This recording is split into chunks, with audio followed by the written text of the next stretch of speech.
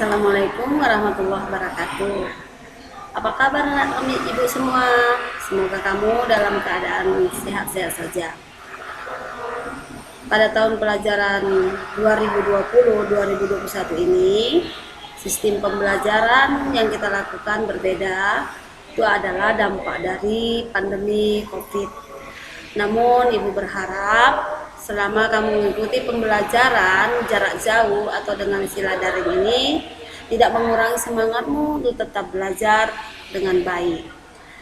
Nah, anak kami semua, sebelum ibu melanjutkan ke materi dan perkenalan diri, ada baiknya kita mulai kegiatan ini dengan berdoa agar kita mendapatkan apa yang kita harapkan dan berkah dari Tuhan Yang Maha Esa, Allah Subhanahu wa Ta'ala. Berdoa dimulai.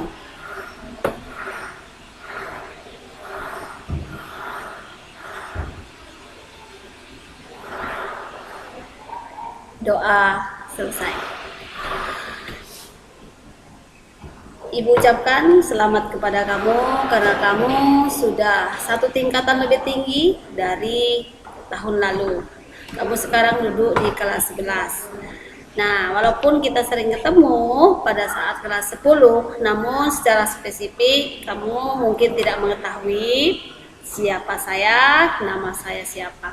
Ibu memperkenalkan diri. Nah, ibu adalah Ibu Widayati yang tinggal di Dusun 2, Semencirim. Ibu guru produktif akuntansi. Nah, di kelasmu, kelas 11 ini, Ibu akan membawa materi akuntansi keuangan. Paham anak-anak? Oke, kita lanjut ya. Langsung kita masuk materi.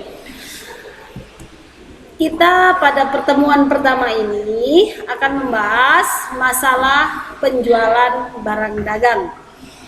Adapun tujuan dari pembelajaran kita hari ini, kami berharap setelah nanti anak kami mempelajari materi ini, anak kami mampu melakukan kegiatan penjualan barang dagang.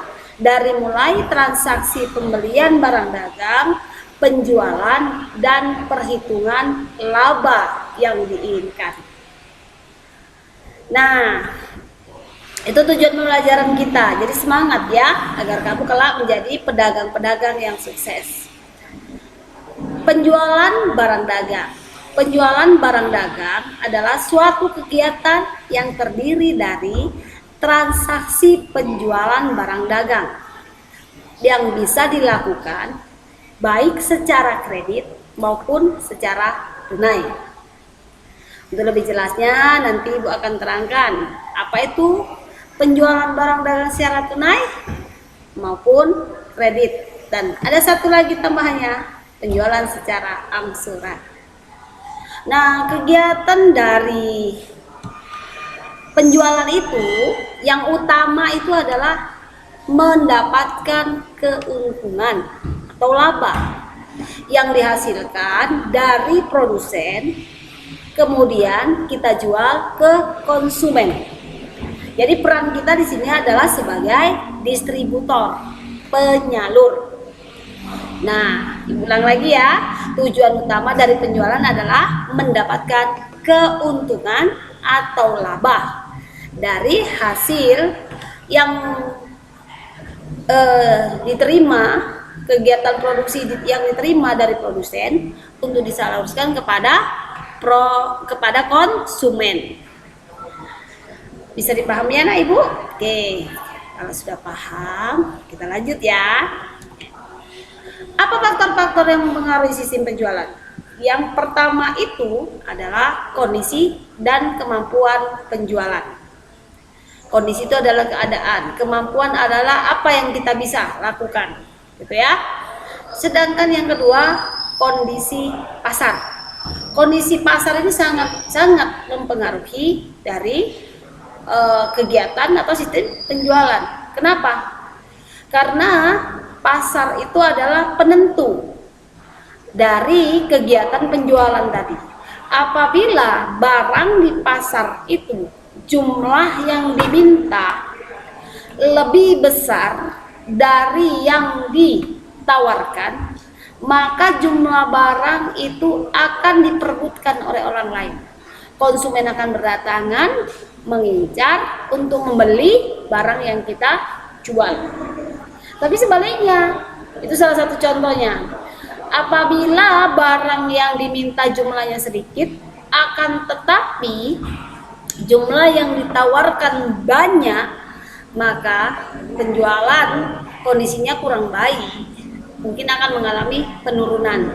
Apalagi apabila di pasar itu banyak tersedia barang-barang yang sejenis atau barang substitusi yang punya fungsi yang sama, maka itu sangat menentukan ya. Kemudian kondisi pasar yang mungkin pada saat itu ya, daya beli dari konsumen itu menurun, maka itu akan juga mempengaruhi penjualan yang kita tawarkan kepada konsumen. Yang ketiga itu modal. Nah, modal ini juga sangat berpengaruh. Apabila kita punya modal yang besar, sudah pasti kita punya kemampuan menyediakan barang dagangan lebih banyak, mempersiapkan stok. Apabila nanti penjualan atau permintaan dari konsumen itu meningkat, kita sudah punya stok. Itu karena apa? Karena kita punya modal yang besar. Tapi apabila modal kita sedikit, sudah pasti barang yang kita sediakan itu terbatas sesuai dengan kemampuan modal yang kita miliki. Yang keempat, kondisi organisasi perusahaan. Nah, ini dari manajemen, manajernya, kemudian kasirnya, kemudian bagian accountingnya, pekerjanya, marketing, atau distributor, atau sales, sama itu ya. Nah, itu semua saling mendukung agar penjualan perusahaan itu meningkat. Tapi apabila sistem itu tidak lagi baik, maka mungkin akan sangat berpengaruh atas penjualan yang kita lakukan.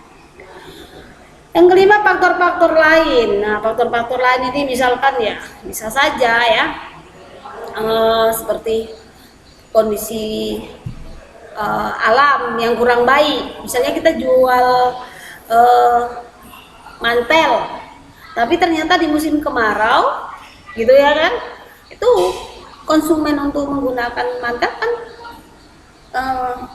tidak ada atau sedikit, sudah pasti penjualan itu akan menurun.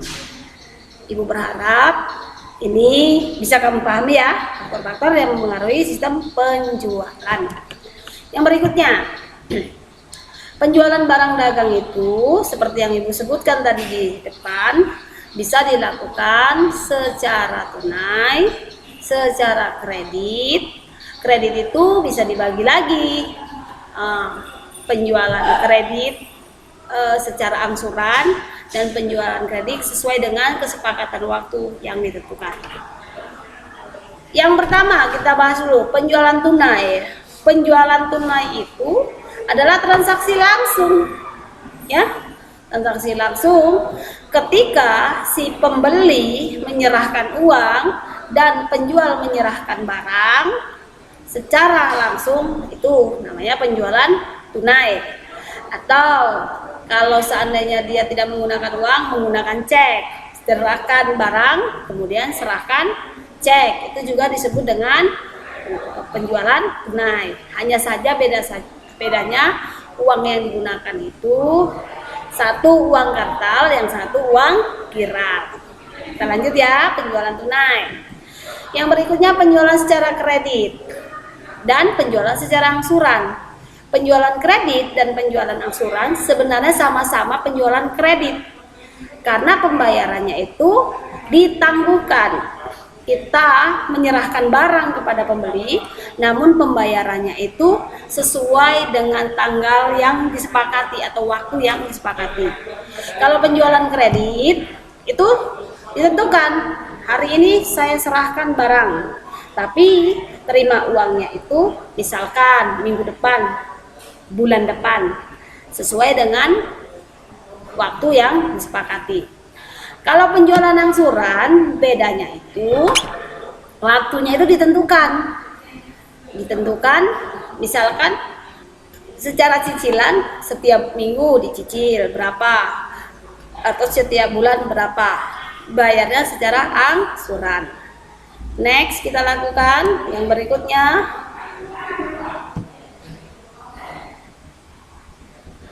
Kita lanjutkan ya. Kesimpulannya, penjualan tunai adalah pembeli langsung menyerahkan sejumlah uang yang dicatat oleh penjual melalui register kas. Yang kedua, penjualan secara kredit adalah penjualan yang dilakukan dengan cara penjual mengirim atau menyerahkan barang kepada pembeli dan pembayarannya ditangguhkan dalam jangka waktu yang disepakati. Penjualan angsuran, penjualan yang dilakukan dengan perjanjian, di mana pembayarannya dilaksanakan secara bertahap. Dan pada saat barang-barang diserahkan kepada pembeli, penjual menerima pembayaran pertama, atau di istilah yang sering kita dengar adalah uang muka atau DP. Oke, kita lanjut ya. Yang berikutnya, unsur-unsur kredit. Unsur kredit ini ada namanya kredibilitas, itu kepercayaan, gitu ya. Kemudian ada kesepakatan antara pembeli dan penjual, jangka waktunya kapan, kan gitu. Resiko sudah pasti, kalau pembelinya nggak bayar, angus lah, kan gitu. Kemudian kita menyerahkan barang. Kepercayaan, kita karena percaya sama pembeli. Yang kedua, kita buat kesepakatan. Yang ketiga, kita menentukan waktu yang kita sepakati, apakah sebulan, 2 bulan, dan seterusnya. Kemudian penjual siap menerima resiko kalau seandainya tidak dibayar, dan pembeli siap menerima denda kalau di dalam kesepakatan dibuat apabila bayarnya menunggak atau tidak sesuai dengan waktu yang disepakati. Dan yang terakhir, adanya menyerahkan barang. Pembeli menyerahkan barang, kemudian penjual menyerahkan barang, pembeli menerima barang. Nah, prinsip-prinsip syarat kredit itu ada 6. Ini dikenal dengan formula 6C. Ada prinsip yang dibilang formula 5C. Yang ketiga ada yang diistilah dengan 4C. Nah, kita bahas dari yang 4C dulu ya. Nah, itu personality, kepribadian yang menerima kredit. Yang kedua, tujuan debitur. Tujuan dari si penerima kredit itu apa? Kemudian payment, kemampuan membayar, sanggup nggak dia bayar nanti pada saat tanggal yang disepakati. Prospek, harapan di masa depan, dengan harapan kira-kira kalau dikasih kredit ini nanti bisa bayar nggak? Untuk apa? Maju nggak usahanya? Itu kalau istilah formula 4C. Yang ini 5C. Sama saja sih sebenarnya. Karakter itu watak atau kepribadian, capacity, kemampuan, capital modal, kolateral jaminan, condition adalah kondisi. Nah, kalau yang syarat kredit dari yang formula 6C sama, karakter adalah kepribadian, capacity kemampuan, condition of economy artinya kondisi ekonominya itu bagus nggak gitu. Yang ketiga, capital itu adalah modal, collateral adalah jaminan, dan constraint adalah batasan atau hambatan. Itulah materi kita pada hari ini. Ibu berharap apa yang Ibu sampaikan bisa kamu pahami dengan baik. Paham anak kita semua? Oke, kalau memang sudah paham, nanti jawab latihannya ya dengan baik, dan ingat dikumpulkan sesuai dengan instruksi yang diberikan. Nah, sebelum kita akhiri materi kita pada hari ini, kita sudah menarik kesimpulan bahwasannya Tujuan utama dari kegiatan penjualan itu adalah memperoleh laba atau keuntungan. Yang kedua, penjualan itu bisa dilakukan secara tunai, kredit, dan penjualan angsuran. Kemudian prinsip kredit itu ada istilah 6C, 5C, dan 4C. Pelajari bagus-bagus ya. Ibu berharap kelak kamu menjadi pedagang yang sukses. Oke nak ibu? Nah, demikianlah materi pembelajaran kita hari ini. Semoga apa yang kita kerjakan hari ini mendapat berkah dan ridho dari Allah Subhanahu wa taala, Tuhan yang Maha Esa. Maka kita akhiri kegiatan ini dengan doa. Doa dimulai.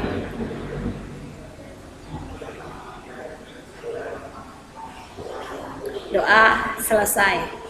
Oke, anak ibu, demikianlah. Semoga kita bisa bertemu kembali pada pertemuan berikutnya dalam kondisi yang lebih baik dan pandemi COVID ini segera berlalu. Oke, terima kasih. Assalamualaikum warahmatullahi wabarakatuh. Bye-bye.